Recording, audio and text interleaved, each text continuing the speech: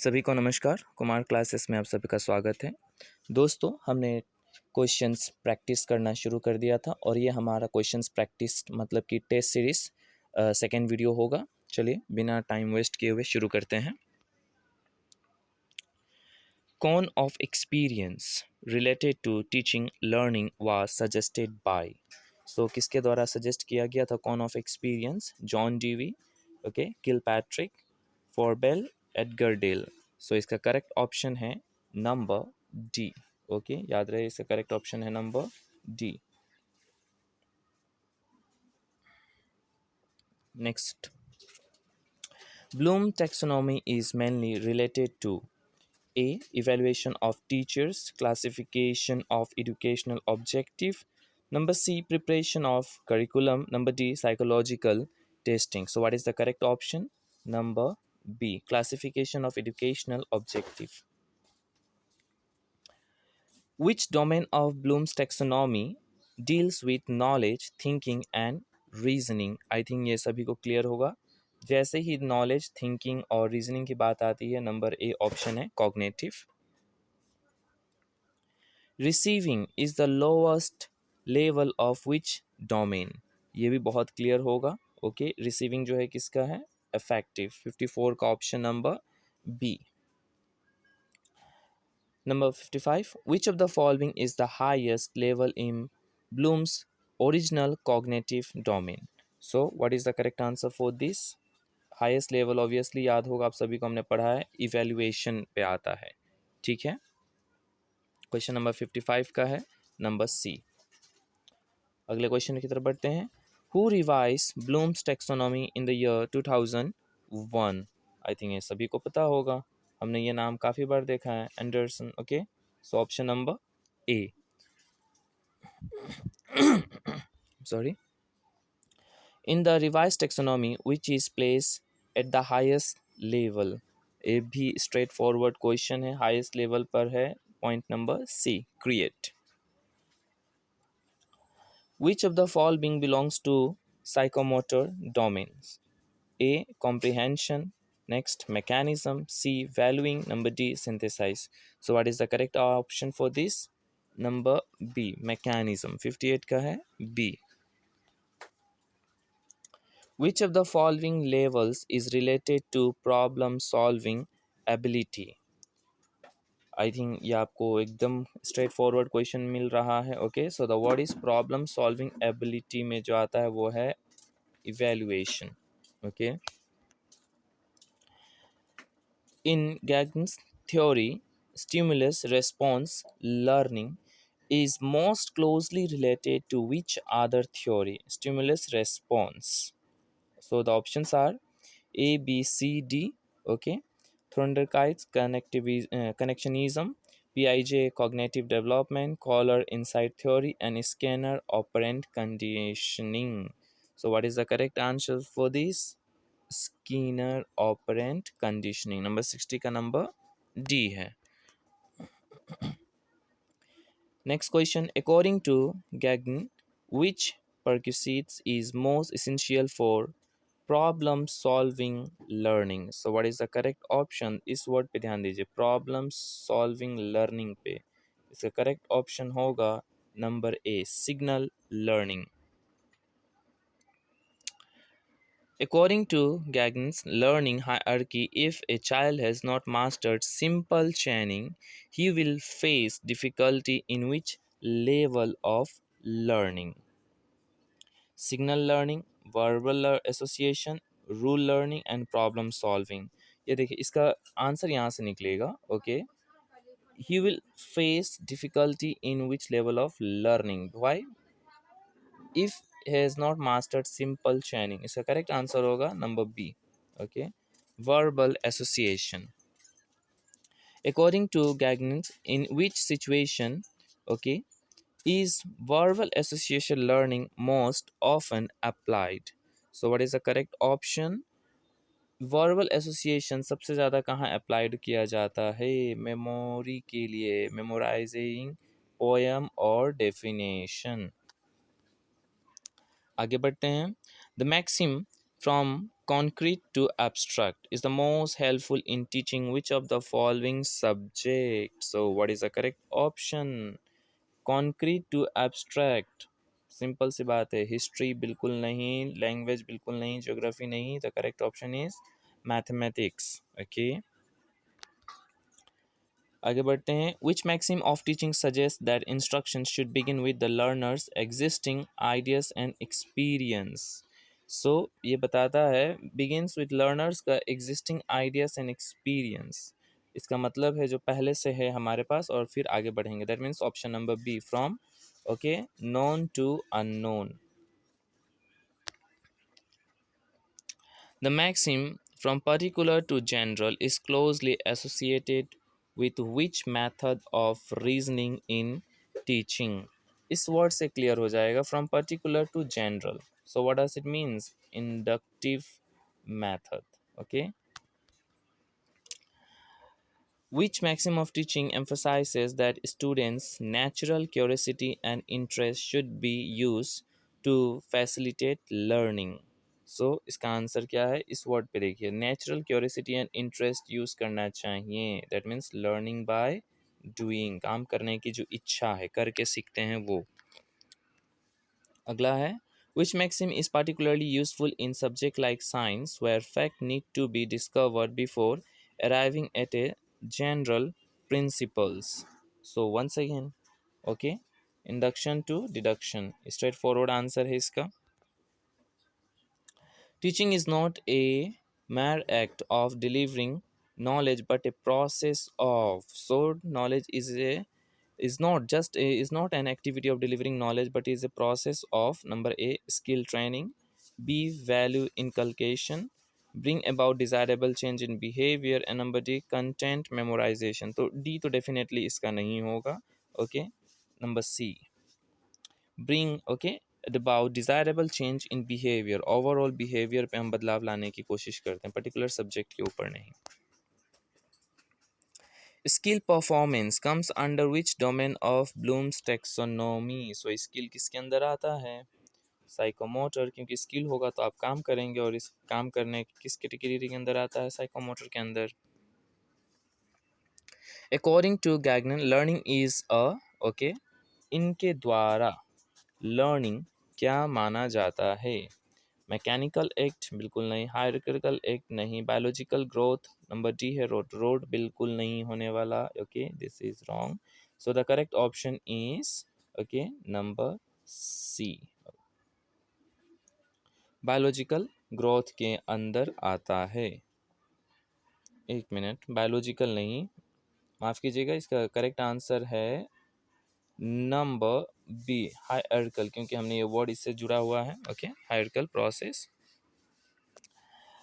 Understanding, interpretation, and summarization belong to which level of Bloom's cognitive domain? I think ये आपको clear cut समझ में आ गया होगा. Okay, understanding, interpretation and summarisation. So ये इसी के अंदर आएगा जब अंडरस्टैंडिंग कह चुका है वो. Which maxim emphasize real life experience for better learning? Okay, यहाँ देखिए क्या बोला गया, रियल लाइफ एक्सपीरियंस किसके अंदर आ जाएगा? इंडक्शन टू डिडक्शन नहीं, concrete to abstract, analysis to synthesise, और number D psychological to logical. So इसका करेक्ट आंसर होगा 73 का number B. Okay, so the correct option is number B. 74 पे आते हैं. Which of the following is part of the interactive phase of teaching? So, is a part of interactive phase of teaching. Defining objective, delivering content and asking question, evaluation of learning outcome नहीं, ये बाद में होता है. Providing feedback ये भी बाद में होता है और ये पहले होता है. So, the correct option is number B. Okay? क्यों? क्योंकि यहाँ पूछा गया है interactive teaching के दौरान. Bloom's taxonomy helps teacher in. So number A, preparing questions paper, setting objective in hierarchical order, evaluating only rote memory. So C तो बिल्कुल नहीं होगा. Ignoring effective learning. So what is the correct answer for 75? Number B, setting objective in hierarchical order. एक के बाद एक level के बाद एक तैयार करने में मदद करता है। Gagne's signal learning is closest to, so किसके क्लोज है signal learning? Pavlov classical conditioning, Skinner operant, Kohler insight learning, Bandura observation learning. ये हमने थोड़ी देर पहले भी किया था, किससे रिलेटेड है? Number 76, classical conditioning. So the correct option is number A. The objective of preactive phase, preactive phase का ऑब्जेक्टिव क्या है? To test student, to plan for effective teaching, to provide remedial measures, नहीं, to evaluate learning outcome. So A B के अंदर इसका आंसर होना चाहिए और इसका मोर अप्रोप्रिएट आंसर है number B. The maxim psychological to logical suggest, इस वर्ड पे ध्यान देखिए, साइकोलॉजिकल टू लॉजिकल, और ये भी अपने पास क्लियर कट आंसर हो जाएगा। ओके, टीचिंग अकॉर्डिंग, ओके, सो ये रहा बी, हमारा करेक्ट ऑप्शन यहाँ साइड में छुपा हुआ है, teaching according to the learners mental level. Okay, option number B. Which of the following combination is correct? Okay, देखते हैं ज़रा। Preactive evaluation, interactive lesson delivery, postactive planning, maxim rote learning. So अगर यहाँ आप ध्यान से देखेंगे सो करेक्ट ऑप्शन सिर्फ बी है। Okay, B is the correct option. Which of the following is not a feature of understanding level of teaching? So question पे ध्यान दीजिए, नोट कहा गया is not a feature of understanding level of teaching में। Explanation of concept बिल्कुल है, generalisation है, habit formation no, ये हैबिट इसके अंदर नहीं आता है। Okay, so the correct option is okay habit formation. ठीक है। At which level of teaching are hypotheses formulated and tested? कौन से लेवल ऑफ टीचिंग पे हाइपोथेसिस फॉर्मुलेटेड किया जाता है और उसको टेस्ट किया जाता है? चलिए देखते हैं क्या है। मेमोरी लेवल बिल्कुल ही नहीं, अंडरस्टैंडिंग हो सकता हो, reflective, all of this no. So the correct option 4 is reflective, because ये वर्ड पे ध्यान दीजिएगा, हाइपोथेसिस रिफ्लेक्टिव पे डिपेंड करता है। Excuse me. A teacher is asking a student to summarize the story in their own words. Okay, in their own words. This activity belongs to memory level, बिल्कुल ही नहीं, understanding level, reflective level, and number D, drill level. So what is the correct option? Correct option for 82 is number B, क्योंकि उसके अपने शब्दों में कहा गया है, understanding level. At the reflective level of teaching, the learners is expected to memorize, बिल्कुल नहीं होने वाला, understand concept, okay, apply critical and creative thinking, number D, perform mechanical practice. So what is the correct option for 83? Number C, apply critical and creative thinking. If a teacher focuses on cause-effect relationship, he or she is operating it. ये line पे ध्यान दीजिए, cause effect relationship पे अगर ध्यान देता है सो he is operating, कौन से लेवल पे ऑपरेट कर रहे हैं? अंडरस्टैंडिंग लेवल पे। Okay, the statement a student learns to distinguish between fact and opinion refers to, जब एक स्टूडेंट को समझ आ जाए फैक्ट और ओपिनियन का अंतर, वो किसको प्रीफर करता है? दैट मीन्स उसका अंडरस्टैंडिंग लेवल बढ़ चुका है। Number C. A teacher who asks student to debate on social issue is mainly using, social issue पे डिबेट करना किससे रिलेटेड हो सकता है? मेमोरी लेवल बिल्कुल नहीं, अंडरस्टैंडिंग लेवल टीचिंग ठीक है, रिफ्लेक्टिव लेवल नहीं, फाइनली अंडरस्टैंड करके वो अपने आप को रिफ्लेक्ट करने की कोशिश कर रहा है। Option number C. Okay, what is the focus of concern in understanding level teaching? Okay, so focus क्या है अंडरस्टैंडिंग लेवल ऑफ टीचिंग पे? इसका सही ऑप्शन चलिए खोजते हैं।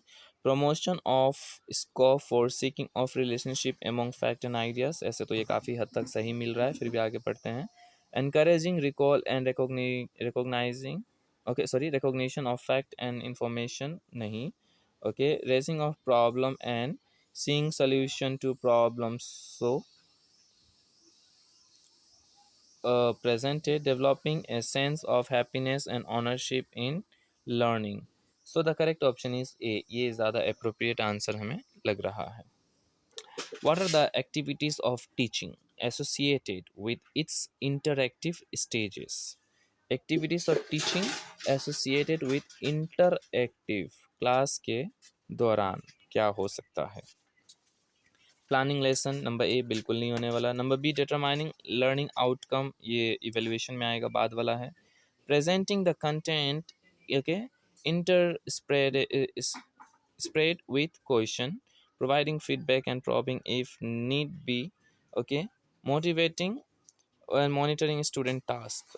So the correct option is number C, presenting the content, okay, with interspread with question. ठीक है, 88 का नंबर C. The principle of starting from known to unknown, ये देखिए, नोन से अननोन की तरफ. So what is the correct answer? Okay, 89 का reducing fear of new learning, बिल्कुल, क्योंकि वो कुछ हद तक जानता है. करेक्ट आंसर यही है. फिर भी आगे देखते हैं. मेकिंग लर्निंग मैकेनिकल, बिल्कुल नहीं. इग्नोरिंग प्रीवियस नॉलेज, बिल्कुल नहीं. फिक्सिंग सिलेबस ओनली, नहीं. So the correct option is A. Okay, 90 पे आते हैं. The principle of activity in teaching means, activity in teaching में क्या कहलाता है? Teacher should be more active, student should learn by doing, only games should be use, no, ये तो नहीं होना चाहिए. Activities are waste of time. So C और डी तो बिल्कुल नहीं होने वाला. सो ए और बी में हमारा मोर अप्रोप्रिएट आंसर जो है वो है अपने पास number B, student should learn by doing activity.